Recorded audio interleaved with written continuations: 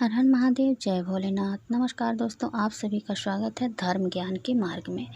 दोस्तों, सावन अधिक मास की पूर्णिमा कब है? 1 या 2 अगस्त। स्नान दान दीपदान की विधि, इस दिन क्या दान करने से क्या फल मिलता है, तो पूर्णिमा की संपूर्ण जानकारी हम लोग इस वीडियो में जानेंगे। तो वीडियो को अंत तक यानी कि लास्ट तक जरूर देखिएगा, जिससे कि सारी बातें समझ में आ जाए।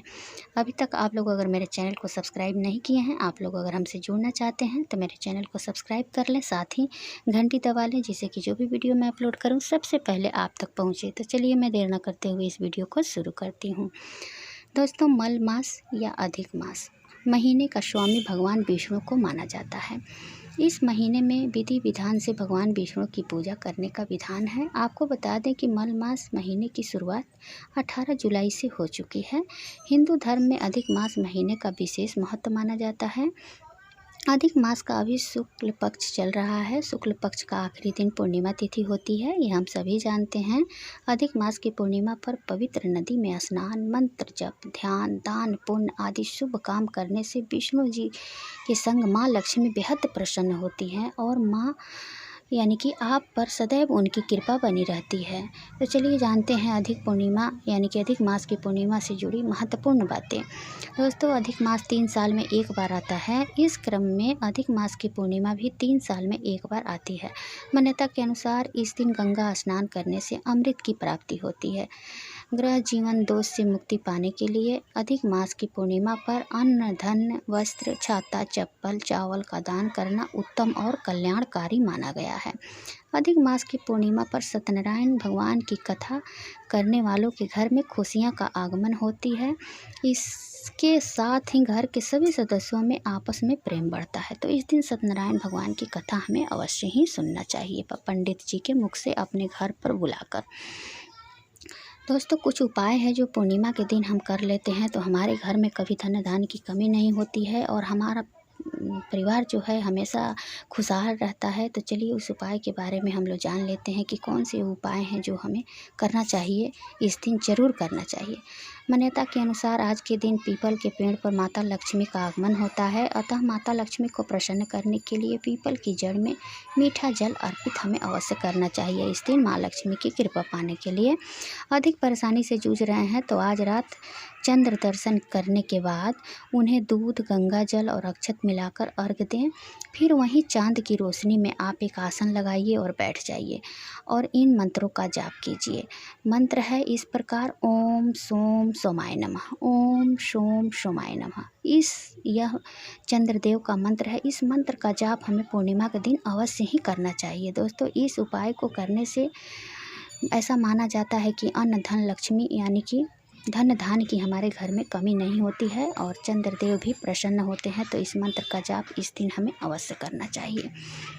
दोस्तों, अगर पति पत्नी के लाइफ में प्यार नहीं है तो इसे प्यार को बढ़ाने के लिए, अगर प्यार है और ज़्यादा बढ़ाना चाहते हैं तो आप अपने पति पत्नी दोनों ही इसके लिए दोनों दाम्पत्य को एक साथ मिलकर चंद्रदेव को गाय के दूध का अर्घ अवश्य ही देना चाहिए।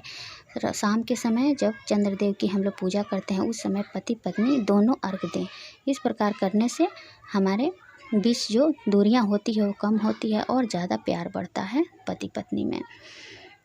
दोस्तों, आज की दिन आप कौड़ी जो होता है, कौड़ी पर हल्दी लगाकर यानी कि कौड़ी पर हल्दी का तिलक लगाकर लक्ष्मी जी के चरणों में अर्पित करें। पीली कौड़ी आप ले आएँ, 5 या 7 या 11 कौड़ी आज के दिन आपको लाना है और उस पर हल्दी के तिलक लगाकर लक्ष्मी जी के चरणों में अर्पित करें। फिर अगले सुबह कौड़ियों को एक लाल कपड़े में बांधकर अपने धन के स्थान पर रख दें। ऐसा करने से माँ लक्ष्मी की कृपा हमेशा बनी रहती है, अस्थायी रूप से माँ लक्ष्मी हमारे घर में रहती हैं। दोस्तों, ऐसा होता है कि जो अब हम आपको बता दें कि स्नान की जो बात है तो सभी लोग जा कर के स्नान नहीं कर पाते हैं, यानी कि गंगा जी में स्नान नहीं कर पाते हैं। बहुत सारे लोग हैं जो प्रॉब्लम होती है बार बार गंगा स्नान जाने में। तो हमें क्या करना चाहिए, अपने घर पर ही गंगा जल मिलाकर जल में स्नान करना चाहिए। कैसे? पहले गंगा जल डालेंगे बाल्टी में, फिर शुद्ध जल डालेंगे, डाल करके हम पहले स्नान करेंगे सुबह सवेरे। स्नान करने के बाद हम पूजन करेंगे। एकदम शुभ मुहूर्त में पूजा करेंगे। सुबह सवेरे ब्रह्म मुहूर्त में हम पूजा हमें अवश्य करना चाहिए। इस दिन और ज़्यादा हमें ब्रह्म मुहूर्त में जगना चाहिए, यानी कि 4 से 6 के बीच ब्रह्म मुहूर्त होता है। तो 6 बजे के पहले हमें कोई भी पूजा समाप्त कर लेनी चाहिए। तो इस दिन हमें और ज़्यादा सुबह उठना चाहिए और इस दिन स्नान करके गंगा जल का पहले प्रयोग करें, फिर स्नान करें। उसके बाद आप नहाने के बाद थोड़ा सा गंगा जल लें, फिर शुद्ध जल मिलाएं एक तांबे के लोटे में। फिर पूरे घर में आप गंगा जल का छिड़काव करें। इससे क्या होता है कि हमारे घर की शुद्धि बढ़ जाती है। उसके बाद ही हमें पूजा करना चाहिए। इस दिन भगवान विष्णु और माँ लक्ष्मी की पूजा आप एक साथ करें तो दोनों की कृपा प्राप्त होती है। तो आप एक चौकी लें, उस पर पीला कपड़ा बिछाएं। उसके बाद भगवान विष्णु और माँ लक्ष्मी की मूर्ति या फ़ोटो कुछ भी हो, आप उस पर जो भी आपके पास उपलब्ध है उसको रखें। उसके बाद भगवान को विधि विधान से पूजन करें। अगर पंडित जी को बुला करके आप पूजा करा सकते हैं तो और अच्छी बात है। फिर सत्यनारायण भगवान की इस दिन कथा अवश्य ही कराएं। इस दिन सत्यनारायण भगवान की कथा सुनने से हमें अपार पुण्य फलों की प्राप्ति होती है। तो आप इस दिन कथा सुने या पंडित जी के मुख से अवश्य ही अपने घर में कराएं। दोस्तों, इस दिन मालपुए का भी दान करना बहुत ही उचित माना जाता है। अधिक मास में लोग 33 मालपुए का दान करते हैं। तो इस दिन आप लोग ये भी उपाय कर सकते हैं। इससे पुण्य फल यानी कि पुण्य फलों की प्राप्ति होती है। इस दिन जितना हो सके दान उपदान करें, अपने शक्ति समर्थ अनुसार करें। कोई ज़रूरी नहीं है कि मेरे पास है ही नहीं तो मैं दान कहाँ से करूँगी या करूँगा, तो उसके लिए चिंता करने की कोई ज़रूरत नहीं है। जो समर्थ है, लेकिन जो भी है उसमें थोड़ी थोड़ी ही सही, लेकिन इस दिन दान करना चाहिए। दान करने का हमें 3 गुना फल मिलता है पूर्णिमा पर। इस दिन महिलाएं भूल कर भी सिंदूर अपने मांग में ना लगाएं। पूर्णिमा के दिन सिंदूर हमें नहीं लगाना चाहिए। दोस्तों, चलिए जानते हैं अधिक मास की पूर्णिमा तिथि कब है। तो धार्मिक पंचांग के अनुसार अधिक मास की पूर्णिमा तिथि 1 अगस्त को सुबह 3:51 से आरंभ हो रही है और 2 अगस्त को प्रातः 12:01 पर समाप्त हो जाएगी। ऐसे में स्नान दान के लिए शुभ मुहूर्त 4:18 से सुबह 5 बजे तक का रहेगा और 12 बजे तक, सुबह से लेकर 12 बजे तक पूजा का शुभ मुहूर्त रहेगा। तो आप इस समय में आप पूजा पाठ और सत्यनारायण भगवान की कथा 12 बजे के पहले तक आप करवा सकते हैं। जितना जल्दी हो सके आप सुबह में ही करवाइए तो और अच्छा रहेगा।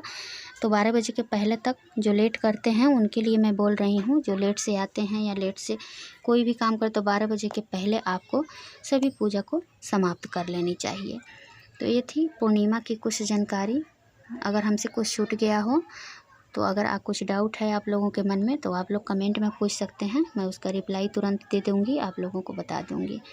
तो फिर मिलती हूँ एक नए वीडियो के साथ। तब तक के लिए आप लोग हंसते रहिए, मुस्कुराते रहिए, खूब खुश रहिए और कमेंट बॉक्स में हर हर महादेव जय भोलेनाथ ज़रूर लिखिए। दोस्तों, भोलेनाथ सबके